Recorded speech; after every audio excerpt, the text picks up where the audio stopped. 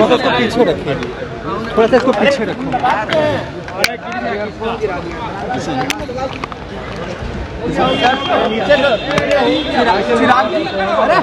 ID नीचे करो।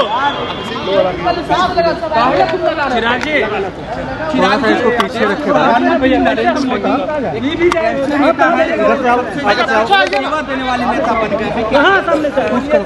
देखिए, ये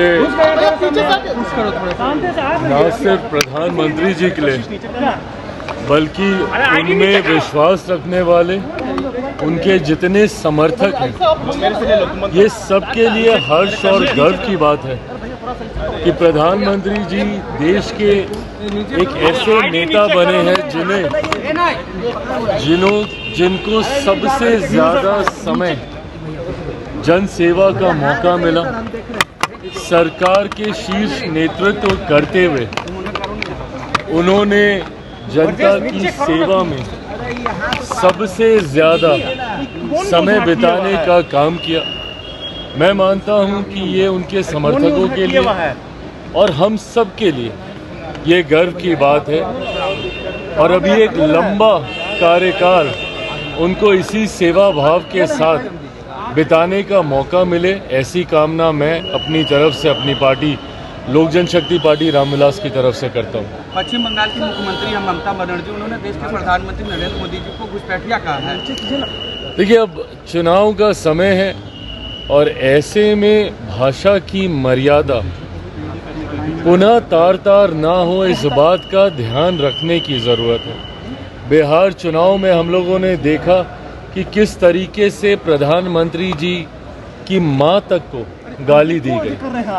ऐसे में विपक्षी जिस तरीके से शब्दों की मर्यादा को खोते हुए चुनाव जीतने के लिए हर स्तर पर गिरने को तैयार होते हैं, ये गलत है। आप एक राज्य की मुख्यमंत्री हैं, देश के प्रधानमंत्री, जो लगभग पिछले 25 सालों से सर्वोच्च पद पर विराजमान है, एक मुख्यमंत्री के तौर पर, देश के प्रधानमंत्री के तौर पर उनके बारे में घुसपैठिया जैसे शब्दों का इस्तेमाल करना, मैं समझ सकता हूं उनकी तकलीफ, क्योंकि वे स्वयं इन घुसपैठियों के वोट से ही मुख्यमंत्री बनती आई हैं। ऐसे में जब SIR की बात होती है तो सबसे ज़्यादा तकलीफ मुख्यमंत्री ममता बनर्जी जी को ही होती है। क्यों? क्योंकि कहीं ना कहीं इन लोगों का संरक्षण अवैध तरीके से इनको अपना समर्थक, अपना वोटर बनाने का निरंतरता में जो प्रयास इनके द्वारा किया गया है, उस पे कहीं ना कहीं अंकुश लगाने का काम हमारी सरकार और चुनाव आयोग के द्वारा किया जा रहा है। ऐसे में ये तकलीफ उनकी सब समझ सकते हैं, पर प्रधानमंत्री के बारे में इस तरीके के शब्दों का इस्तेमाल करना कतई जायज नहीं। कृषि उत्पादन में बढ़ोतरी के बावजूद आपने फूड प्रोसेसिंग यूनिट में लगातार बिहार में कमी देखने को, फूड प्रोसेसिंग यूनिट की जो फैक्ट्री है उसमें कमी देखने को मिल रही है, जिसके वजह से किसानों के आय जो है वो नहीं बढ़ पा रहे हैं। इसके लिए क्या पहल किया जा रहा है? देखिए, आने वाले दिनों में जिस तरीके से उत्पादन हम लोग का बढ़ रहा है, मेरे मंत्रालय के माध्यम से विभिन्न योजनाओं में, खासतौर पर अगर मैं अपने मंत्रालय की PMFME योजना का मैं जिक्र करूं, तो उसमें नंबर 1 राज्य इस साल का बिहार ही रहा है। सबसे ज़्यादा अगर लाभ किसी राज्य को हुआ है, और ये आंकड़े सार्वजनिक हैं, ये आंकड़े ये बताते हैं कि सबसे ज़्यादा इस योजना का लाभ मेरे ही प्रदेश को, बिहार को मिला है।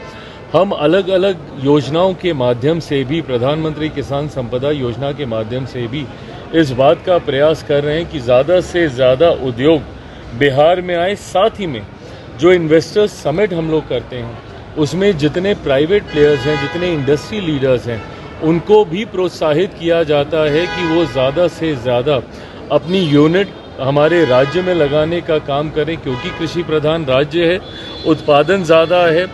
मुझे खुशी है कि जिस तरीके से अभी बक्सर में कोको कोला का प्लांट आया, आने वाले दिनों में उसी का विस्तार हाजीपुर में होते हुए देखेंगे।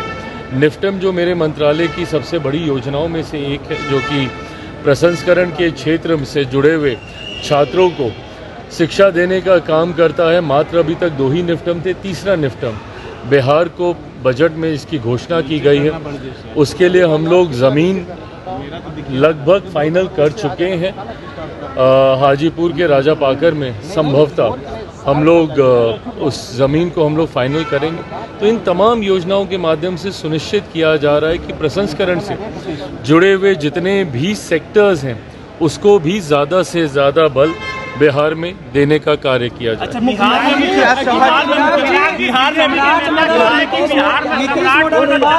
सम्राट मॉडल की बात हो रही है, सम्राट मॉडल अच्छा काम कर रहा है। देखिए, गृह मंत्री के तौर पर एक बड़ी जिम्मेदारी प्रदेश के उप मुख्यमंत्री सम्राट जी निभाने का कार्य कर रहे हैं। ऐसे में आने वाले दिनों में और किस भूमिका में उनका मॉडल प्रदेश में दिखेगा, ये मुझे लगता है कि समय ही बताएगा।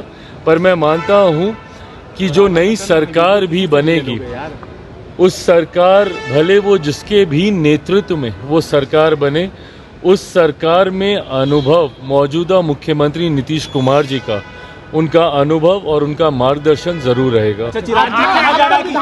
जेडीयू की तरफ से भी माना जा रहा है कि उनका मुख्यमंत्री बनाना चाहिए, क्या कहिएगा? जेडीयू की तरफ से भी कहा यह जा रहा है कि मुख्यमंत्री अगर बनाया जाए तो जेडीयू से भी बनाया जाए, क्या देख रहे हैं?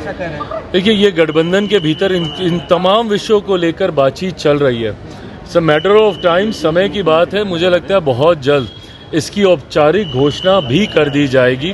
कौन मुख्यमंत्री होगा, किस दल से मुख्यमंत्री होंगे, कौन उप मुख्यमंत्री होंगे, इन तमाम विषयों को लेकर गठबंधन के 5 दलों के भीतर चर्चाएं ही नहीं, मोटा मोटी सहमति भी बन चुकी है। मुझे लगता है बहुत जल्द इसकी औपचारिक घोषणा कर दी जाएगी, बहुत जल्द उसकी घोषणा की जाएगी। जैसा मैंने कहा, गठबंधन के भीतर मोटा मोटी इसको लेके सहमति बन चुकी है, बहुत जल्द इसकी औपचारिक धमकी दी है, ईरान को कहा है कि हुर्मुज का गेट अगर नहीं खोला गया तो फिर ईरान को तबाह कर दिया जाएगा। देखिए, मुझे लगता है कि ये विदेशी कूटनीति का विषय है, इसमें बहुत ज़्यादा चर्चा करने का कोई मतलब नहीं है। हमारी सरकार हर विषय पर नज़र बनाए हुई है। इस बात को सुनिश्चित करने का प्रयास किया जा रहा है कि इस युद्ध की वजह से कम भारत में कोई ऐसी परिस्थिति उत्पन्न ना हो जिसकी वजह से लोगों को संकट हो।